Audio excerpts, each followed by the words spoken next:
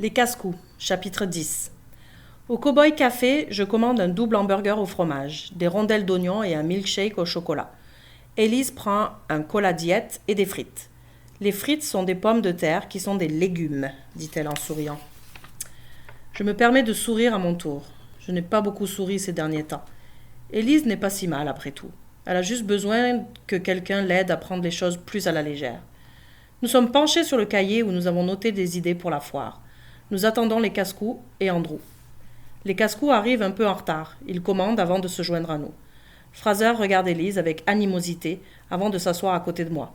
Vlad occupe toute la banquette voisine et met ses pieds sur la table. Caleb fait un sourire timide à Élise, puis s'assoit en face de Vlad. « Salut les gars, merci d'être venus.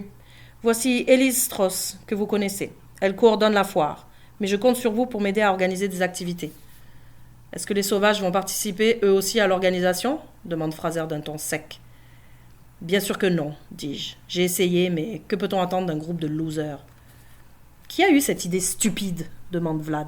« C'est moi, dis-je, avant qu'Élise n'ait pu répondre. J'ai encore besoin de 2 mois de physio pour me remettre. Sans une collecte de fonds, la clinique va fermer. Vous pouvez vous joindre à nous pour m'aider à guérir, ou pour prouver que les casse-cous sont capables de faire autre chose que des coups en cachette. Peu importe la raison, faites le don. » La fermeté de ma voix me surprend. Une voix de leader, comme avant mon accident. « Qu'est-ce qu'il y a sur ta liste ?» demande Fraser. Je lui tends le cahier et un crayon. Nous avons noté quelques idées. Ajoutez ce que vous voulez. La quincaillerie a offert de fournir ce qu'il faudra pour construire les stands. Vlad se lève, prend le cahier des mains de Fraser, le lit et me regarde. Sans blague, ces activités-là sont ennuyantes. J'ai une meilleure idée. Je suis déjà allée à une fête foraine où il y avait une cuve à plouf. Les gens paient pour que leurs amis tombent dedans. Je peux en construire une. Super! Fais une liste des matériaux dont tu as besoin. La quincaillerie va nous les fournir. Fraser passe la main par-dessus la banquette et donne un petit coup de poing à l'épaule de Vlad. Si tu fais ça, je me propose pour agiter le drapeau à la ligne d'arrivée des boîtes à savon. Je regarde Caleb. Je peux voir à la sécurité des boîtes de savon, dit-il en attaquant son sundae aux fraises. Eh bien, c'est parfait, dis-je, ravi. Juste à ce moment, Andrew arrive et se dirige vers nous. Kip, Élise, et vos amis sans doute. Je présente Andrew à tout le monde. Fraser et Vlad le regardent avec méfiance. Caleb se lève pour lui serrer la main. Les gars, je ne peux pas vous dire combien j'apprécie vos efforts, dit Andrew. Non seulement Kip, mais une douzaine de personnes comptent sur cette clinique à Piver. Si elle ferme, plusieurs personnes vont souffrir. Sans mentionner qu'on ne sait jamais quand l'un de vous aura besoin de mes services, dit-il en faisant un clin d'œil. Les gars ne semblent pas tout à fait à l'aise.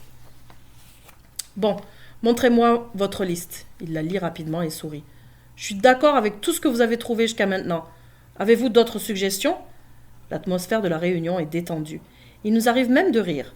Nous ajoutons quelques activités à la liste, dont un concert rock donné par Andrew et sa bande de musiciens. Je suis satisfait de la tournure des événements. Lorsque tout le monde se serre la main et se dirige vers la porte, je remarque qu'Élise reste derrière et j'attends pour sortir en même temps qu'elle. Kip, j'ai quelque chose à te dire. Vas-y. Nous traversons le stationnement et marchons sur le trottoir. Caleb lâche les casse-cous. Il me l'a dit hier. Est-ce qu'il te l'a dit ? Je me rappelle notre dernière conversation. Je l'ai accusé d'essayer de me faire démissionner. Mais Caleb n'aurait pas menti à Élise. Je l'ai peut-être jugé trop rapidement.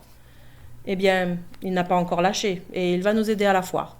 La foire, oui, mais le pont, non. Élise a donc entendu parler du pont. Je ralentis.